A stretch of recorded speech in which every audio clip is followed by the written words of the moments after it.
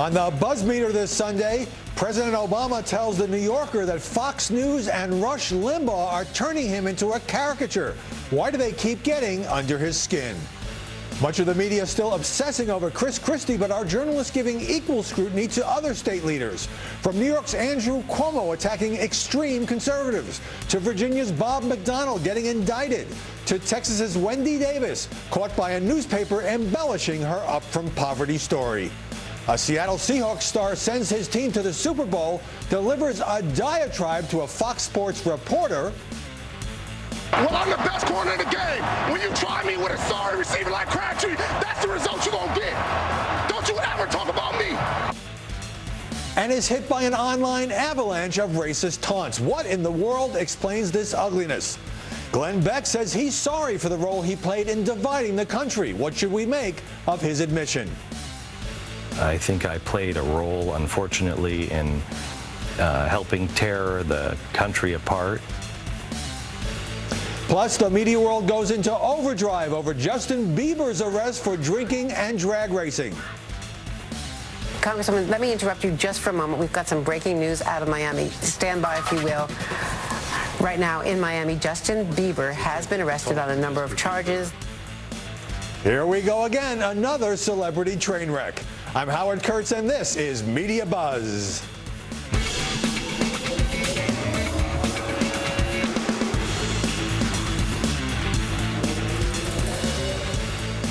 Chris Christie, in case you hadn't noticed, is still a very hot topic for the media. But how does his coverage over the bridge scandal compare to that of other gubernatorial types? Let's take a look. In terms of the politics of this whole argument from Christie, true or false, is getting harder to believe. Is everybody but a liar but him? It reminds me of what people on the far right did on Benghazi the second after the Benghazi attack. And it became this rallying cry for the right, just like this Chris Christie bridge scandal has been for the left. But what about New York's Democratic Governor Andrew Cuomo, who got into trouble for saying this?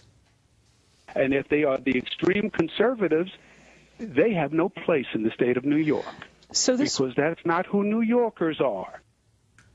That's gotten plenty of coverage on Fox, but barely been mentioned by MSNBC and CNN or the New York Times. Andrew Cuomo's shocking comments about extreme conservatives, like those who oppose abortion rights, having no place in his state. I think Cuomo had bad choices of words, but he did not say conservatives. You all are conservatives. I don't think he suggests you should leave the state. Another Republican governor, Virginia's Bob McDonnell, drew heavy coverage after he and his wife were indicted this week for accepting gifts and lavish loans from businessmen seeking favors from the state. McDonnell was riding high and being touted as a potential presidential contender.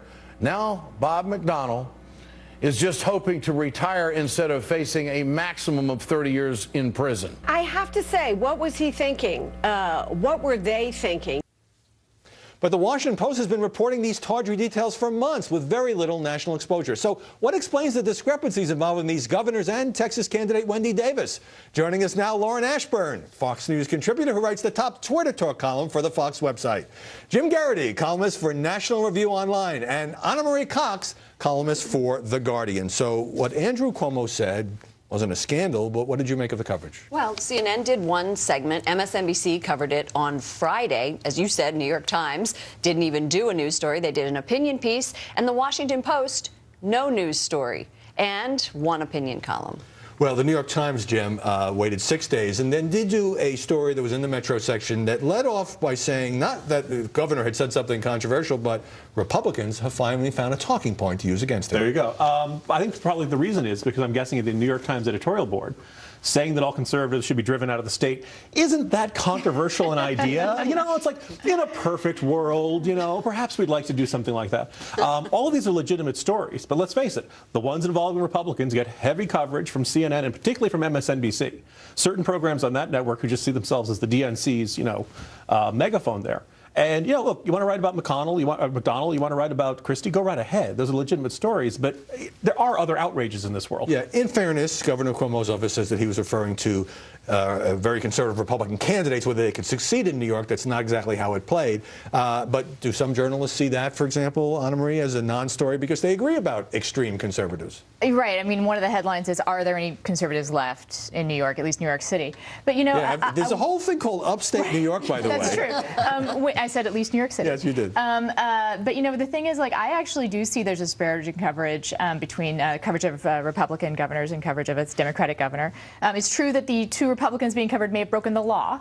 And Andrew Cuomo just said something kind of offensive, so there's a reason for the difference there. But I actually wanted to bring up one Democratic governor whose scandal is not getting any coverage at all, and that's Earl Lee Tomblin in West Virginia, who's presided over the destruction of a state, you know, because of all this pollution that's happening there. There are still people in West Virginia who are afraid to drink their water. This is an ongoing story down there. There was decades of abuse of the environment, and it's been overseen by a lot of Democrats. And I wish there was some coverage of this story. We only got a blip of coverage when the actual spill happened. Imagine if it had happened in Manhattan. Exactly. Well, I'm shocked that you're actually saying that a Democratic governor should be covered when he wasn't. I would have thought you would be saying the exact opposite. This Democratic governor should be held accountable. They have let coal companies pollute the waters there, pollute the earth there for a long time. There's studies that have shown that if you live in a coal-producing county in West Virginia, your children are 26% more likely to have birth defects. These kind of statistics are not getting talked about, and I think. Let me come back. Some of this you can explain as being part of the New York-Washington Beltway axis. So if it's close to them, they're really interested.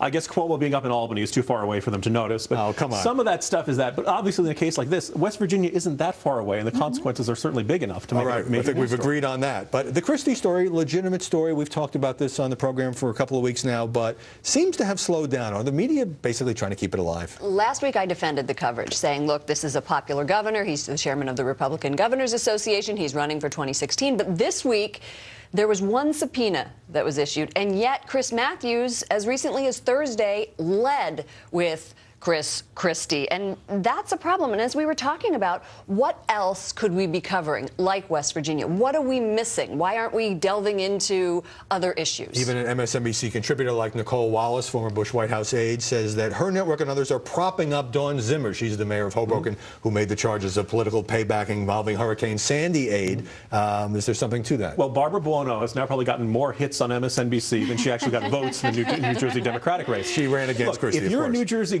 mayor right now, you can make up just about anything, and MSNBC will put you on there. Yeah. Well, you say make up. Now you seem to be suggesting, insinuating that what they are saying is not true. Or how thoroughly vetted do you think all of these allegations against Christie are by that network right now? She had suggestions that you might have. Yeah. And I want to say actually about this too. Yeah, I think it's being overcovered. I think that Christie has some problems in getting the nomination for the GOP presidential nominations. I don't think this is one of them. I think that those things should be covered. His problems should be covered. But also, we're 2 years away. This is going to be a long nominating process.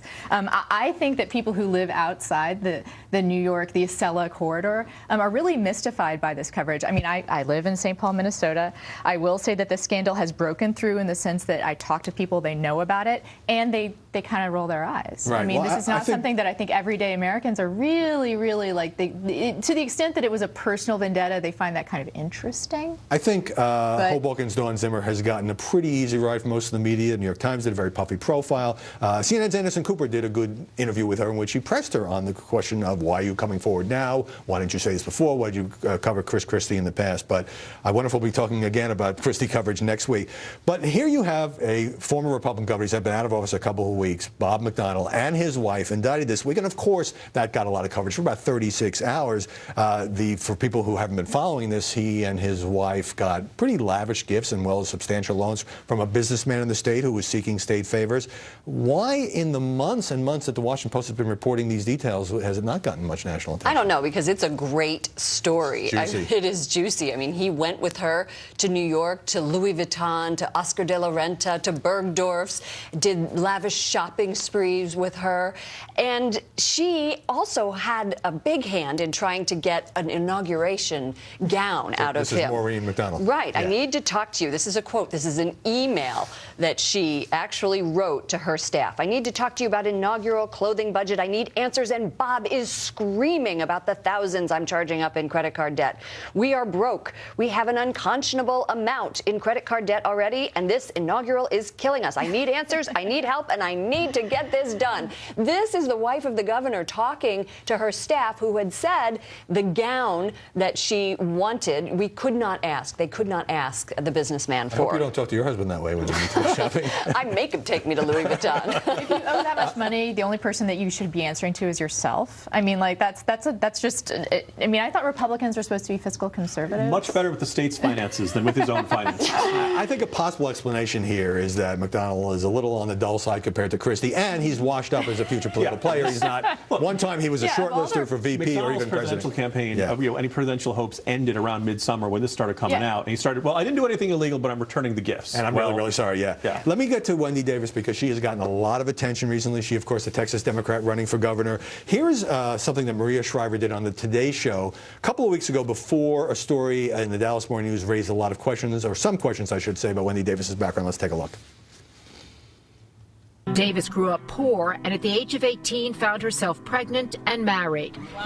By 19, she was getting divorced and living in a mobile home park. So Jim Garrity, now the Dallas Morning News' Wayne Slater, reports that there were certain discrepancies, which she admitted to in an interview with the reporter, that she didn't only live in the trailer park a few months, that she was divorced at 21, not 19. And in fact, when she went to Harvard Law, her then husband actually paid for her to go there. But Wendy Davis comes back and attacks the newspaper and says the newspaper's working. False attacks, which I'm curious about what part was false. That would kind of help. That's usually kind of, if you're going to accuse someone of making a false attack, you got to point out the factual discrepancy. I won't give her too much grief about the line, my opponents haven't walked in my shoes, because her opponent is a paraplegic. Yes, that came across as really awful. Right. Let's assume she didn't mean to call attention to that or something like that. Right, but it is untrue, according to Wayne Slater, the newspaper had any contact with her opponent's campaign. It was a good investigative reporting. If you run on your biography, you're going to get scrutiny of that biography. John Kerry can tell you that. Almost every candidate can tell you that. So you got to have it wasn't good investigative reporting, because they didn't break any news, as far as I'm concerned. I think the discrepancy about the age. You're saying some of this was all been previously reported, as far as I know. The only thing that was not previously reported is the anonymous content from a fellow city council member who kind of slagged her, and it was anonymous content. Do you think what I would say is legitimate questions that were raised about the way she's presented and admitted that she has not used the right language has been overtaken now by the other kind of media attacks on Wendy Davis? I think so. And also, I think that the thing that's not questioned is that she did come from a place that a lot of people who are in her position to be running for governor right now don't come from. She did come up from a poor family. She was a single parent. She did get into TCU, which is a pretty good school, on an academic scholarship, and graduated at the top of her class. People don't get let into Harvard Law because they're pretty. Okay. You know, but the bulk of the story is true, but it does seem that the critics are really unloading on Wendy Davis. Well, it's a campaign. I mean, what do you expect critics to do? This is how the politics plays. You see what the media can get to write about your opponent. I'm stunned to find sharp elbows and unfair attacks in Texas politics. All right. So unlike that state. We'll let you recover during the break. You know my Twitter handle by now. Send me a tweet during the show, @HowardKurtz. We're going to read some of these at the end of the program. When we come back, did President Obama really play the race card in his New Yorker interview? And later, why did the media just lose it over Justin Bieber's arrest?